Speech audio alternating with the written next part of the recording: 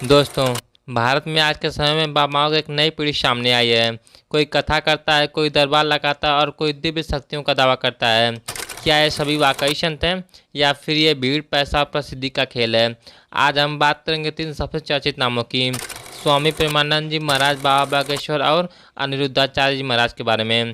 जानिए इनकी वास्तविकता, इनका योगदान और इनसे जुड़े कुछ विवाद। स्वामी प्रेमानंद जी महाराज को आज प्रेम रस माधुर्य से जुड़े संत के रूप में जाना जाता है।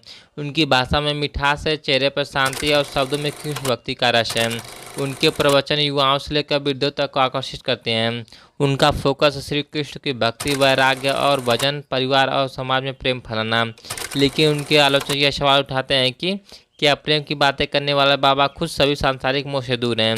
उनके भव्य मंच, भारी भीड़ और प्रचार को लेकर कुछ लोगों का कहना है कि यह भक्ति नई ब्रांड बन चुका है।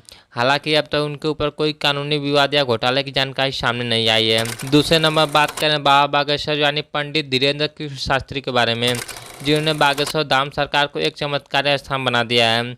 उनका दावा है कि वे बिना बताए किसी की समस्या पर लेते हैं, नाम, बीमारी, समस्या और सब कुछ। उनके दरबार में भारी भीड़ उमड़ती है और लोग कहते हैं कि बाबा के आशीर्वाद से घर बन गया, नौकरी लग गई और कर्ज उतर गया।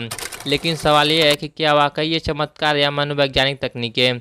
कई आलोचक कहते हैं कि बाबा सिर्फ कोल्ड रीडिंग कर रहे हैं, यानी सामने वाले के हाव भाव और जानकारी को जोड़कर बात बताना। बाबा बागेश्वर पर अंधविश्वास फैलाने का भी आरोप है।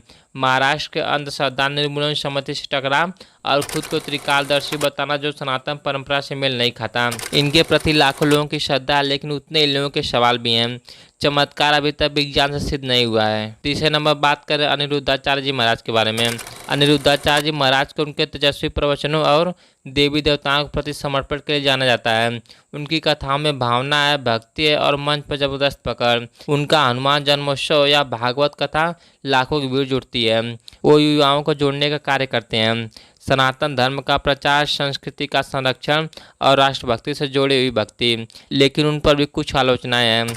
कथाओं को अत्यधिक ड्रामाई बनाना, महंगे मंच, वीआईपी व्यवस्था और भव्य आयोजनों में पैसा और शक्ति का प्रदर्शन। निष्कर्ष है कि अब तक कोई बड़ा कानूनी विवाद नहीं है और समाज को जोड़ने वाला कार्य, लेकिन थोड़ी फिल्मी प्रस्तुति के साथ। इन तीनों बाबाओं में एक बात समान है, लाखों की भीड़, जबरदस्त प्रचार और श्रद्धा का ज्वार। लेकिन क्या सिर्फ भीड़ इकट्ठा कर लेने से कोई संत बन जाता है?